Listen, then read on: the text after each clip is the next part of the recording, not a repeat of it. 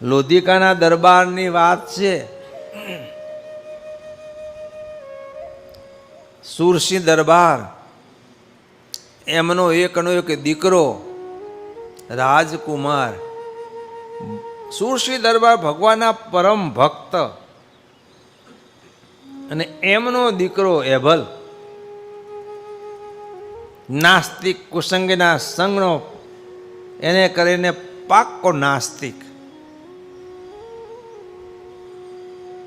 પિતાજી પરમ ભગવાનના ભક્ત, શરણ ભગવાનના પરમ આશ્રિત, એકદમ ચુસ્ત સત્સંગી, ધર્મ નિયમને અણિશુદ્ધ પાલન કરનારા. એકાદશી આવે એટલે પિતાજી કે બેટા આજે એકાદશી છે, એકાદશીના દિવસે અન્ન ખવાય નહીં. જી બાપુજી, એકાદશીના દિવસે અન્ન નહીં ખાવાનું. જંગલમાં જાય, ચકલા મારી લાવે, અને બાપને એમ કે બાપુજી આ હું અન્ન ખાતો નથી, ચકલાની જીભ આ ખાય. ઉપહાસ કરે. શું કરે? જ્ઞાન ધર્મનો ઉપહાસ કરે. આવો જે કે તે ઊંધું જ કરે. સુરસિંહ દરબાર ભગવાનને બહુ જ પ્રાર્થના કરે, હે મહારાજ આવો દીકરો આપીને મારું તમે સુખ હરી લીધું હો. દીકરો આપીને સુખ કર્યું એવું નહીં, મારું જે ભજન સ્મરણનું આપનું સુખ હતું એ તમે હરી લીધું. કે મહારાજ કૃપા કરો, મારા દીકરાને સુધારો. કે બહુ પ્રાર્થના આજીજી કરે. એની પ્રાર્થના ભગવાને સાંભળી. ભગવાને ગોપાલ સાહેબને પ્રેરણા કરી. સ્વામી સત્સંગ પ્રચાર કરતા કરતા લોધિકાની બાજુના કોઈ ગામમાં આવ્યા. સુરસિંહ દરબારને સ્વામીએ સમાચાર મોકલાવ્યા, દરબાર અમે અહીંયા આટલા દિવસ રોકાવાના છીએ, તો દર્શન કરવા આવજો. એક તમારા કુંવરે સહિત દર્શન કરવાને આવજો. પરમ ભક્ત હતા સુરસિંહ દરબાર. ગુરુ ગોપાલ સ્વામીને આદેશ આવ્યો, આજ્ઞા આવી, સમાચાર આવ્યા. દીકરાને કહ્યું, બેટા ચાલો આ બાજુના ફલાણા ગામમાં ગોપાળ બાપા પધાર્યા છે, દર્શને જઈએ. બાપુજી હા દર્શને જઈએ. બાપુજી તમે જાઓ, હું પાછળ આવું છું. કે શું કે તમે જાઓ હું આવું છું. એમ કે ને છોકરાઓ ના આવવું હોય તો બાના કાઢે. સાથે જવા તૈયાર ના થયો. બાપુજી ઘણું સમજાયું પણ એકનો બે ના થયો. સુરસિંહ દરબાર ગોપાલ સાંઈ બાપાના દર્શને ગયા. દર્શન કર્યા અને સ્વામીને મળતાની સાથે જ સ્વામીએ પૂછા કરતા જતા હતા કે દરબાર એકલા કેમ? તો દરબાર રડી પડ્યા.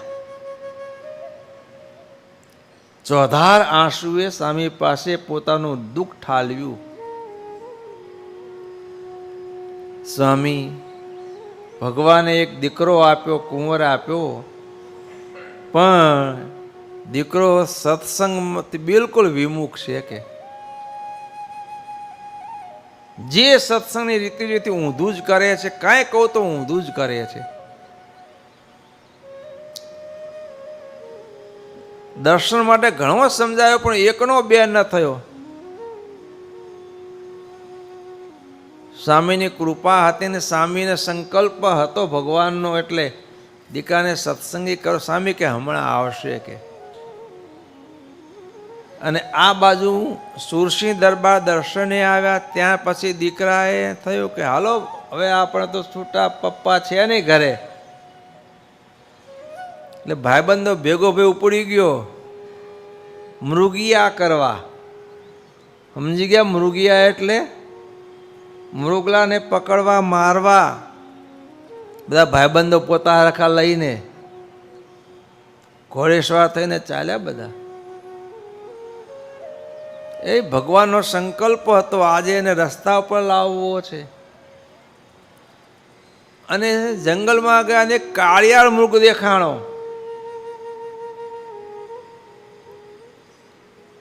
નિશાન તાક્યું, પણ જ્યાં નિશામાં મુખ છટકી જાય પછી પાછળ ઘોડો દોડાયો. પકડવો છે, જવા દેવાય, જુવાની હોય એટલે ધાર્યું મૂકે નહીં. બહુ મૃગ દોડે ને પાછળ ઘોડો દોડાવે.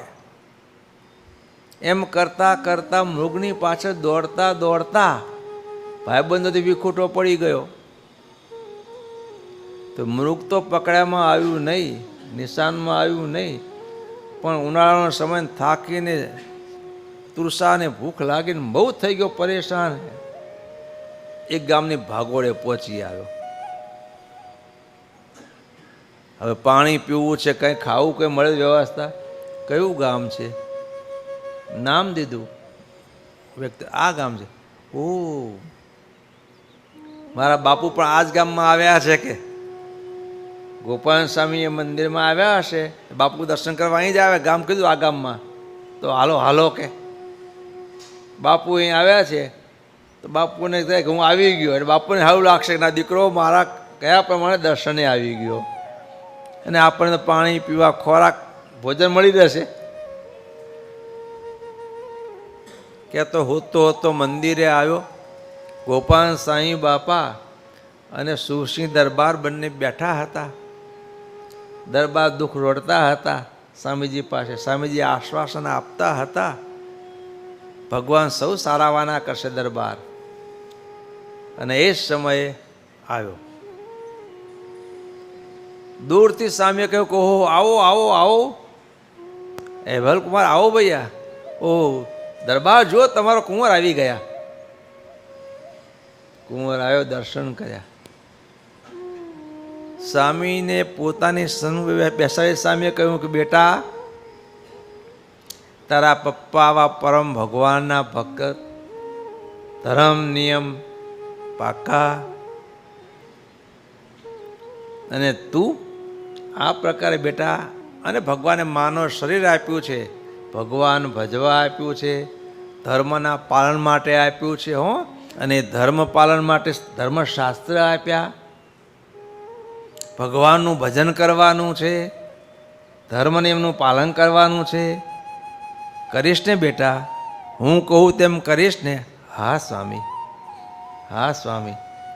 સ્વામીજીએ એને વર્તમાન ધરાવવા કંઠી બંધાવી અને સ્વામીજીએ કહ્યું કે બેટા, આ શિક્ષાપત્રી પ્રમાણે પંચ વર્તમાનનું પાલન કરવાનું, અને દરરોજ તારે ભગવાનનું ધ્યાન કરજે. કે બસ જા, તું જીવનમાં હંમેશા સુખી થઈશ. કે પણ આ પંચવર્તમાનના પાલનમાં દેહ જાય તો જવા દેવાનો, મસ્તક જાય તો જવા દેવાનું, શિર જાય તો જવા દેવાનું, પણ આ પંચવર્તનની આજ્ઞા ક્યારે ભંગ કરવાનો નહીં. સ્વામીજીનો સબીજ ઉપદેશ અને લાગી ગયું. હો, ઉપદેશ દરરોજ આપણે સાંભળીએ, દરરોજ ન લાગે. સાંઈ બાપા સમજાવે છે, એ ઘડિયાળના કાંટાની પેઠે આપણા અંતરમાં સત્વગુણ, રજોગુણ, તમોગુણના વેગ વર્તતા હોય. જે સમયે સત્વગુણનો પ્રભાવ હોય અને એ સમયે આવો સબીજ ઉપદેશ મળે, જીવમાં ચોંટી જાય. દૃષ્ટાંત સાંઈ બાપા આપે છે, હીરની દોરી હોય, હીરની દોરીને ગાંઠ વારીએ અને તેલનું ટીપું મૂકીને ગાંઠ વારીએ, પછી ક્યારેય એ ગાંઠ છૂટે નહીં. પડી પટોળે ભાત, ફાટે પણ ફીટે નહીં કહેવત આવે ને આપણે, એમ હીરની દોરીને તેલનું ટીપું મૂકીને જે ગાંઠ પડી એ પડી. એમ જાણે કોઈ સત્વગુણ હોય અને એ સમયે આવો સત્પુરુષનો સબીજ ઉપદેશ લાગી જાય, ગાંઠ પડી જાય, જીવન આખું બદલી જાય. સ્વામીનું સાનિધ્ય સત્વગુણ અંતરમાં વર્તતો હતો એ સમયે, અને સ્વામીનો સબીજ ઉપદેશ એ કુંવરને જીવમાં પડી ગયા, શબ્દો ચોંટી ગયા. બસ જીવનમાં દારૂ નહીં પીવાનો, માંસ નહીં ખાવાનું, વ્યભિચાર નહીં કરવાનો, કોઈની માલિકીની વસ્તુને માલિકને પૂછ્યા વગર નહીં લેવાની, જ્યાં ત્યાં જેનું તેનું ખાવાનું નહીં, પવિત્ર ભોજન, અને ભગવાનનું ધ્યાન કરવાનું. જીવન આખું બદલાઈ ગયું. ધીરે ધીરે ધ્યાનનો અભ્યાસ શરૂ કર્યો, વર્તમાનનું પાલનને અભ્યાસ, અને ભગવાનની કૃપાથી 6 કલાક એક આસને ધ્યાન કરતા થઈ ગયા. આવા દરબાર અને ધર્મ નિયમની ટેક કેવી અડગ. જામનગરના નરેશ અને એના અંડરમાં લોધિકા આવે. લોધિકાના દરબારા સુસિંહ રાજા તો પરલોક સિધાવ્યા, ભગવાનના ધામમાં પધાર્યા. ત્યાં પછી રાજ્યની જવાબદારી એમના કુંવરને આવી, અભયને. પણ ગોપાલ સ્વામી નિયમ ધરાવ્યા. ત્યાંથી 6 કલાક ધ્યાન ધીરે ધીરે વધારતા વધારતા 6 કલાકના ધ્યાનના અભ્યાસી થયા. વહેલા જાગીને ધ્યાનમાં બેસી જાય, 6 કલાકે જાગે, પછી નાવું ધોવું, ભગવાનની પૂજા પાઠ વગેરે કરે, દેવ દર્શન કરીને પછી કામમાં રાજના કામમાં જોડાય. અને કામ એકદમ વ્યવસ્થિત નિયમ પ્રમાણે, કોઈ ઘાલમેલ નહીં. આ એનો વ્યવહાર ભગવાનમય. અને કોઈ ઘાલમેલિયા હોય અને ઘાલમેલ કરવા ન મળે. એટલે બધા જે હતા ને, બધા એના અંગ્રેજ સરકારના કારભારીને ઠસાયું કે આ લોધિકાનો દરબાર છે ને એ બરાબર કરતો નથી. આવું ખાલ તો પણ રક્ષા ભગવાન કરે. આ જે અભેશી એક વખત જામ નરેશની દરબારમાં ગયા. એની વર્ષગાંઠ હશે, કોઈ સારો દિવસ હશે જામનગર નરેશનો, ને વર્ષગાંઠ ઉજવાતી હશે, અને પોતાના અંતર્ગત બધાને તેડાવે આમંત્રણ આપીને. મહેફિલ જામી હતી, દરબાર જામ્યો તો મહેફિલ ઉજવાતી હતી. તમે જાણો દરબારમાં શું હોય બધું, મહેફિલમાં બધી બસ એ બધા જે આવે આવકારે, ખવાશ, લો પ્યાલો. અને આ લોધિકાના દરબારે જામ નરેશના વર્ષગાંઠના દિવસ જવું તો પડે, પોતાનો ઉપરી રહ્યો એટલે પ્રવેશ લીધો. અને એના પતિ પક્ષને લાગ્યું કે લાગ સારો છે, એનો નિયમ મુકાવવાનો. એટલે ખવાશે જઈને દારૂની પાલી ધરી, પણ લીધી નહીં. હું સત્સંગી છું, મારે આ ન જોઈએ. ખવાશ પાછો આવ્યો. એટલે બધાના પ્રતિપક્ષે બોલ્યા, એક જામનગર નરેશને કે નરેશ મહારાજ આ અવશ્ય ખવાશનું હાથનું ન લે, આ તો જો તમે આપો ને તો લે. નરેશ તો આમ પોતાની વર્ષગાંઠ હતી, બરોબર મસ્તાની હતા. ઊભા ત્યાં સિંહાસન ઉપરથી, લો રાજ સિંહાસન ઉપરથી સામે ગયા નહીં પાય જઈને, લો દરબાર લો, મહેફિલ છે, હવે શું થાય કો હાલો. એક સ્વામિનારાયણ ભગવાનનું ગોપાળ બાપાએ નિયમ આપ્યું છે, સત્સંગીએ દારૂ પીવાનો નહીં, ભગવાનનો નિયમ છે. બીજી બાજુ પોતાના મોટા ઉપરી જામનગર નરેશ પોતે સામે ચાઈને આવ્યા એના દરબાર પાવા માટે. સિંહાસન પરથી ઉતરીને, રાજગાદી ઉપરથી ઉતરીને એનો હાથ પાછો ઠેલાય નહીં. ધર્મ સંકટ આવ્યું. શું આવ્યું? પીવાય પણ નહીં, હાથ પણ ઠેલાય નહીં. શું કરવું?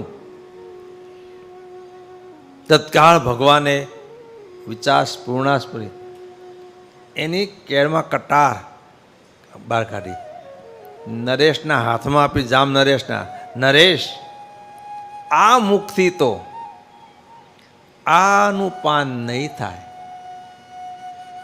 મારા ભગવાનનો નિયમ આપેલો છે. અને નરેશ તમારો હાથ પણ હું પાછો ઠેલી શકું નહીં.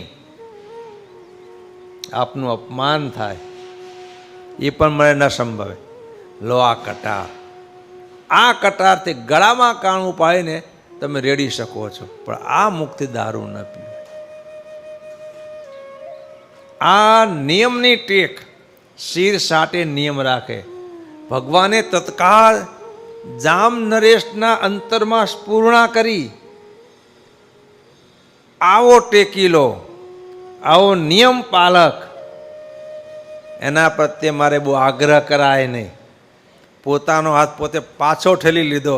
ધન્યવાદ, તને શાબાશ છે તારા નિયમની ટેક બદલ. લો શાબાશી આપી.